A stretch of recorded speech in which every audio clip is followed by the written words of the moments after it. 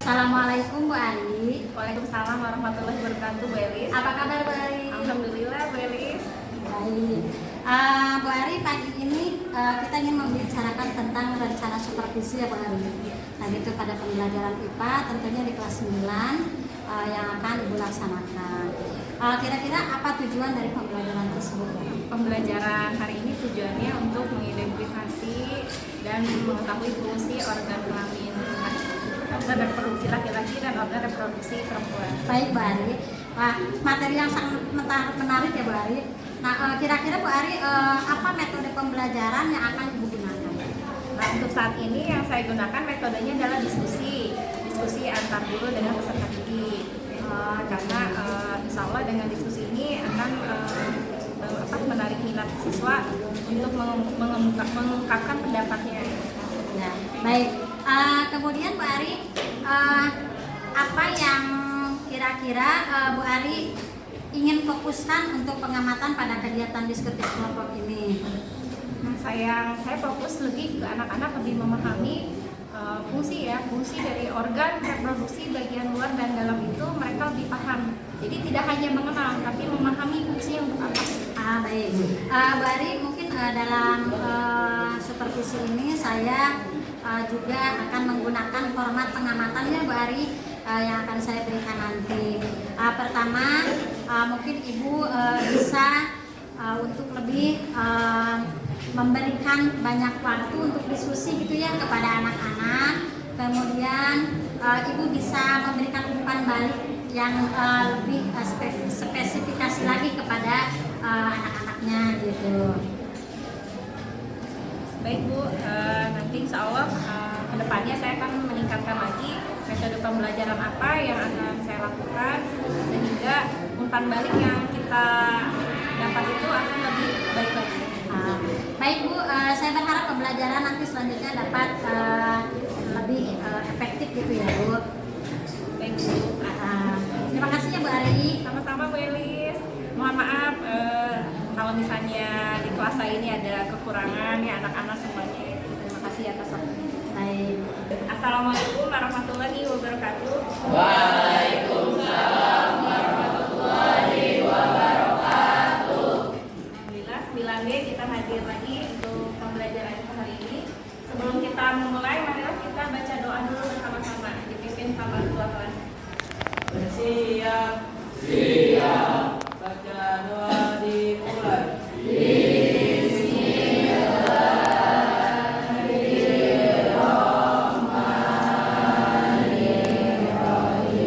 Memberi salam. Assalamualaikum warahmatullahi wabarakatuh.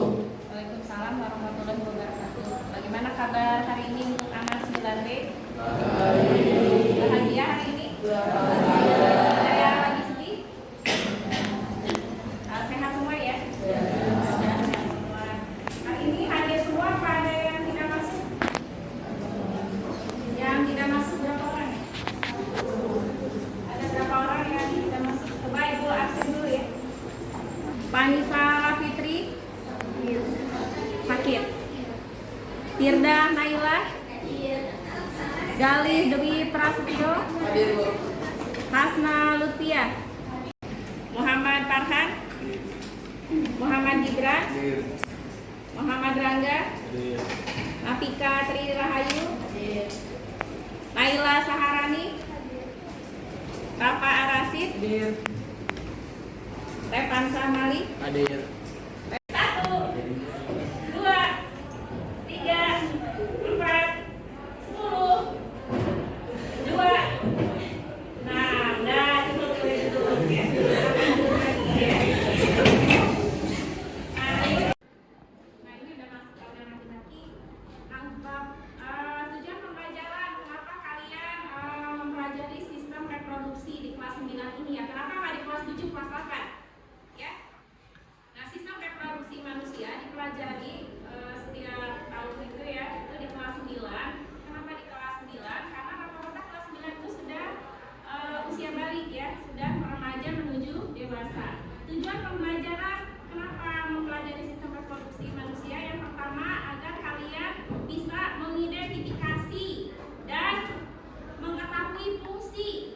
organ kelamin laki-laki bagian luar dan dalam itu seperti apa fungsinya. Kemudian yang kedua, tujuan pembelajaran kita mempelajari materi ini agar perempuan juga bisa mengenal apa bagian luar dan dalam organ kelamin perempuan beserta fungsinya.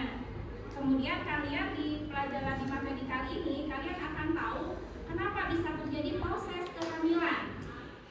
Kenapa seorang perempuan itu bisa hamil? Kenapa perempuan itu, manusia itu bisa berkembang biak berikan dari seorang perempuan yang sedang hamil. Jadi nanti kita akan mengetahui proses pembentukan janin ya. Terbentuknya dari apa? Kalau janin itu terbentuknya dari 2 sel, 1 sel sperma dan 1 sel telur. Nanti tergabung membentuk janin pada. Ya. Diulang ya. Tujuan pembelajaran kita hari ini mempelajari organ kelamin laki-laki beserta fungsinya. Jadi kamu tahu bagian luar dan dalam. Yang kedua, mengetahui organ kelamin perempuan, kamu juga mengetahui bagian luar dan dalam beserta fungsinya. Yang ketiga, kalian mengetahui proses pembentukan janin ya. Proses pembentukan janin itu dari awalnya dari mana? Testis pada laki-laki bagian dalam itu untuk memproduksi sperma seperti pabriknya. Dari testis nanti disalurkan ke epididymis. Apa itu epididymis? Tempat untuk penyimpanan dan pematangan sperma. Jadi dimatangkan lagi di bagian epididymis. Dari epididymis nanti dilanjut ke vas deferens. Apa itu vas deferens? Vas deferens itu saluran penghubung antara epididymis dengan sperma. Ketika sperma itu siap untuk dikeluarkan, maka akan dikeluarkan melalui lubang uretra ya lubang penis. Di penis itu kan ada 2 lubang ya, untuk 2 saluran sperma dan saluran ya. Testis pada laki-laki bagian dalam itu untuk memproduksi sperma seperti pabriknya. Dari testis nanti disalurkan ke epididymis. Apa itu epididymis? Tempat untuk penyimpanan dan pematangan sperma. Jadi dimatangkan lagi di bagian epididymis. Dari epididymis nanti dilanjut ke vas deferens. Apa itu vas deferens? Vas deferens itu saluran penghubung antara epididymis dengan sperma. Ketika sperma itu siap untuk dikeluarkan, maka akan dikeluarkan melalui lubang uretra ya lubang penis. Di penis itu kan ada 2 lubang ya, untuk 2 saluran sperma dan saluran ya. Dan pada organ reproduksi laki-laki juga ada 3 kelenjar yang sangat berpengaruh untuk proses pembentukan sperma. Ada 3 kelenjar. Kelenjar apa saja?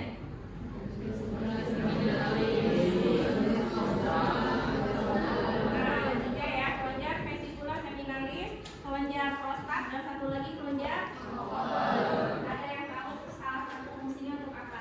Dari 3 itu ada yang tahu kelenjar vesicula seminalis untuk apa? Oval untuk apa? Ada yang tahu? Ya. Kelenjar prostat itu berfungsi untuk menghasilkan cairan bersifat asam. Ya, tepuk tangan untuk Brian. Asam. Kenapa? Salah satunya koper itu mengeluarkan cairan asam karena untuk menetralkan urin ketika sudah keluar. Jadi ketika urin keluar, itu nanti kelenjar koper itu berperan menetralkan air urin yang sudah keluar sehingga bersih, dan kalau sperma mau keluar tidak ada asamnya dari urin ya. Jadi kemarin itu sempat kasih pertanyaan ya, apakah urin dan sperma itu bisa keluar secara bersamaan? Siapa yang bisa jawab? Jawabannya iya atau tidak? Nah, jawabannya kompak tidak. Ini adalah organ reproduksi perempuan. Dilihat dari bagian dalam ya. Dilihat dari bagian dalam ada yang disebut dengan ovarium. Ovarium perempuan itu ada 2, kiri dan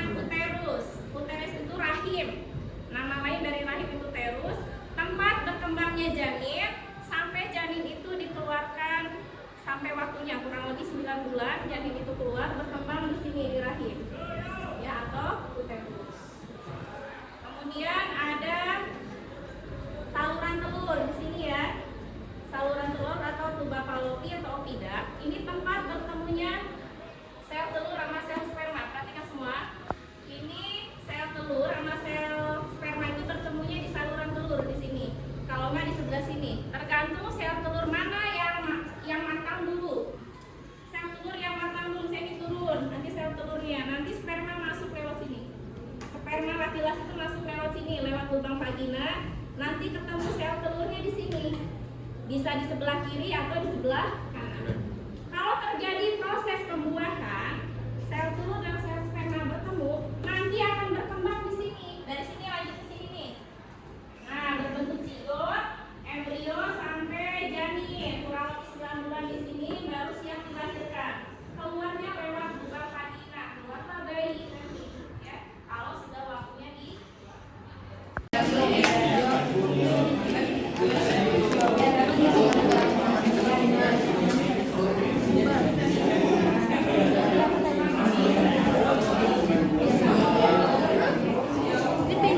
Ayo mulai. Yang sudah dapat berkasnya boleh diskusi diisi organ kelamin laki-laki sama perempuan. Ini apaan? Ya. Ini Ibu ambil satu aja ya, biar nanti kalian fokus sudah di gadget. Anissa siapa?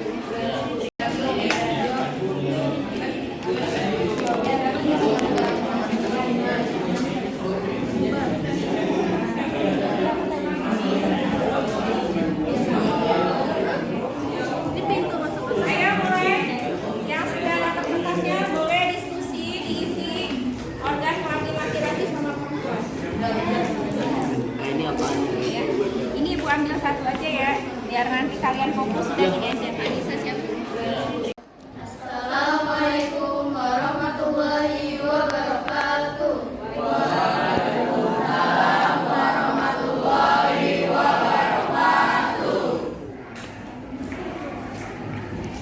Kami dari kelompok 5 ingin mempresentasikan dari hasil kerja sama kami tentang organ reproduksi pada laki-laki.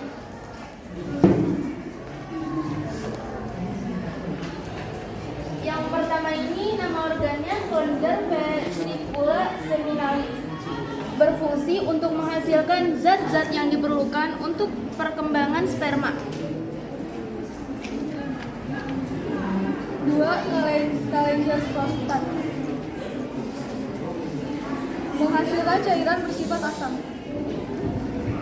Yang ketiga, vas deferens, berfungsi menghubungkan epidimis dan uretra. Yang keempat, epidimis, berfungsi sebagai tempat penyimpanan sperma sementara. Yang kelima, stroptum, yaitu berfungsi untuk menjaga suhu testis agar sesuai untuk reproduksi sperma.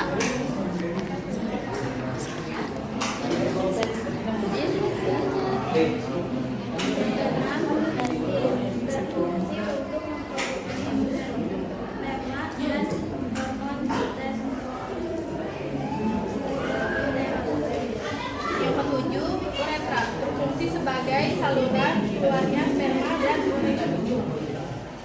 Penis berfungsi sebagai saluran kencing urin dan saluran sperma.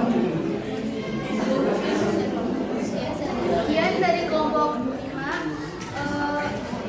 Mohon maaf apabila ada salah kata. Wassalamualaikum warahmatullahi wabarakatuh.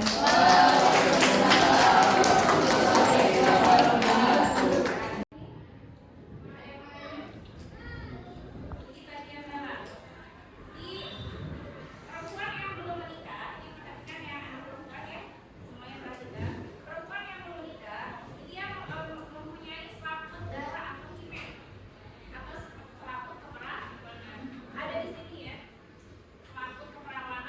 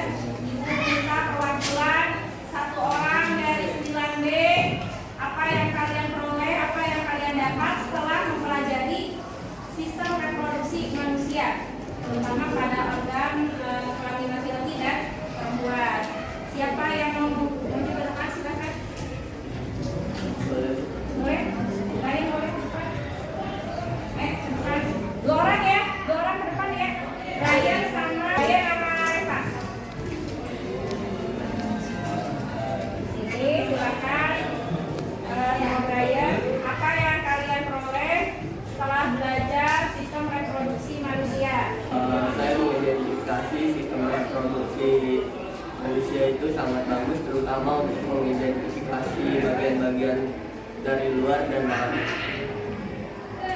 Ada lagi? Udah.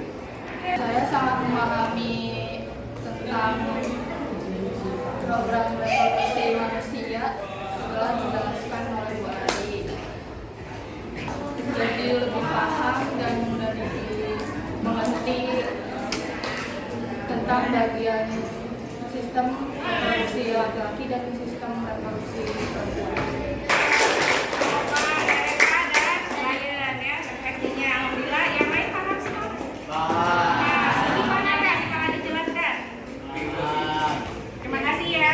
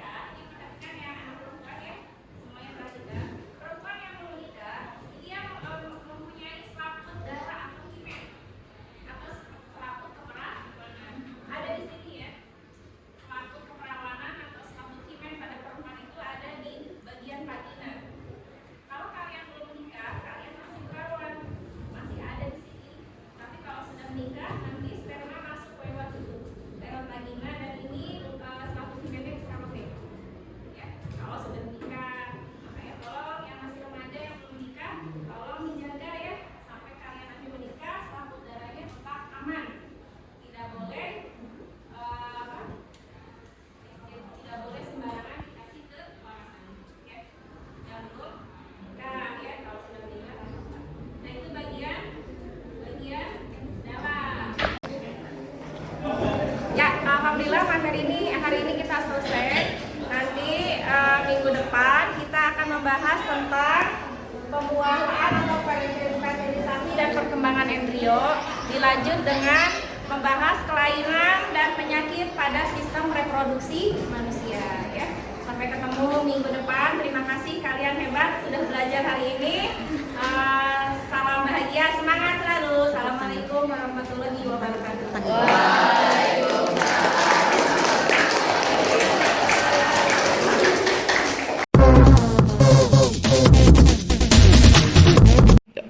Assalamualaikum Bu Sri. Waalaikumsalam warahmatullahi wabarakatuh. Bagaimana kabarnya? Baik. Bagaimana kesan Ibu setelah melaksanakan pembelajaran minggu kemarin? Alhamdulillah, saya lihat anak-anak antusias dan mengikuti pembelajaran sampai selesai dengan baik. Saya juga melihat bahwa murid Ibu itu terlihat antusias. Ibu juga menggunakan metode yang tepat untuk pembelajaran Ibu. Alhamdulillah, anak-anak juga kemarin tanya diskusi ya, Iya. tertarik gitu kan. Iya, bagus. Ibu bisa melihat hasil pengamatan saya. Saya melihat ada beberapa hal yang bisa Ibu tingkatkan. Alhamdulillah, mungkin nanti ke depannya ya saya akan mengembangkan pembelajaran saya di mana ada kekurangan dari pengalaman. Gitu. Baik, Bu. Yang pertama mungkin Ibu bisa meningkatkan lebih banyak waktu untuk berdiskusi gitu kan, diskusi kelompoknya biar ditambah lagi gitu kan waktunya. Kemudian bisa memberikan umpan balik kepada murid dan murid juga kepada Ibu sendiri. Gitu ya. Soalnya nanti untuk pertemuan berikutnya nih ya, pembelajarannya apa saya tingkatkan dulu. Baik. Terus Ibu juga bisa membuat rencana perbaikan pembelajaran ya Bu berdasarkan hasil pengamatan saya. Kembali, kira-kira apa untuk pengembangan diri Ibu selanjutnya dalam pembelajaran? Soalnya nanti ke depan kemarin kan menggunakan metode Kanpai ya. Iya. Depannya akan mencoba menggunakan metode fisis sehingga anak lebih tertarik lagi karena seperti main game ya kalau Iya, betul. Saya berharap pembelajaran selanjutnya dapat menjadi lebih efektif ya Bu Sri. Ya, makasih banyak Bu Eri sudah meluangkan waktu. Sami-sami.